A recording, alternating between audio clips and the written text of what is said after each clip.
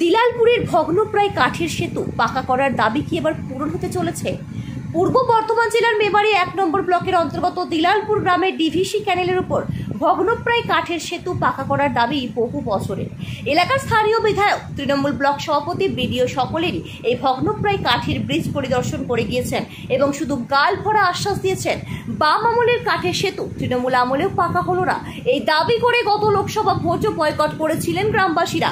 মাঝে ভগ্নপ্রায় ব্রিজের অবস্থা দেখে প্রশাসন থেকে সাময়িকভাবে ব্রিজ দিয়ে যাতায়াত বন্ধ করা হয়েছিল, কিন্তু মানুষের ঝুঁকি নিয়ে করত ব্রিজের উপর দিয়ে যাতায়াত। অবশেষে দিলালপুরের ভগ্নপ্রায় কাঠের সেতু পাকা করার দাবি কি এবার পূরণ হতে চলেছে? সেরকমই এক আশার আলো দেখা গেল আজ রবিবার বেলা 2টো নাগাদ দিলালপুর কাঠের ব্রিজ পরিদর্শনে এলেন বর্ধমান পূর্ব লোকসভা কেন্দ্রের সাংসদ ডক্টর শর্মিলা সরকার। তিনি আজ পরিদর্শন করলেন ভগ্নপ্রায় এই কাঠের ব্রিজের এবং জেলা পরিষদের বনভূমি কর্মাধ্যক্ষ নিত্যানন্দ ব্যানার্জিকে পাশে নিয়ে আশ্বাস দিলেন যে তার এমপি ফান্ড থেকে ব্রিজটি পাকা করা হবে। নির্দেশ দিলেন উপস্থিত মেমারি 1 নম্বর ব্লক অফিসের কর্মীদের ব্রিজ পাকা করার এস্টিমেট দিতে। অন্যদিকে জেলা পরিষদের বনভূমি কর্মাধ্যক্ষ নিত্যানন্দ ব্যানার্জি বলেন, শুধু পরিদর্শন করেই থেমে থাকেন না, তিনি কাজের অগ্রগতি কিভাবে হবে তা নিয়ে সবসময় চিন্তা করেন। দিলালপুরের ভগ্নপ্রায় কাঠের সেতু পাকা করার কাজ তিনিই করবেন। এখন দেখা যাক জনপ্রতিনিধিদের প্রতিশ্রুতি বাস্তব রূপায়ণ কবে হয়। আনোয়ার আলীর রিপোর্ট, 0 পয়েন্ট নিউজ, মেমারি। এর আগেও শুনেছিলাম, এখানকার স্থানীয় লোকজনরা বলেছিলেন ভোট বয়কট করব এবং করেও ছিলাম। আর আজকে এসে আমি সত্যি দেখলাম যে এটা করার মতোই। আমার নিজেরও ভীষণ খারাপ লাগছে।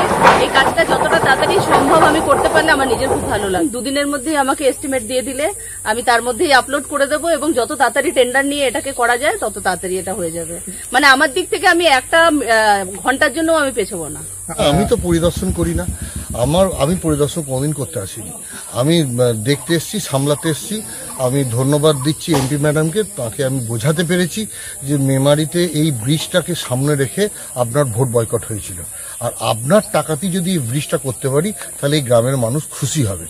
তো তিনিও রিয়েলাইজ করেছেন বিষয়টা এবং আমি বললাম আপনি গিয়ে আগে দেখুন ব্রিজটা আমরা ফালতু বলছি কিনা, কারণ ডিপার্টমেন্টের টাকার দরকার। সেই টাকাটা যদি এমপি ফান্ড থেকে দেওয়াতে পারি তাহলে ব্রিজটা সুন্দরভাবে হবে।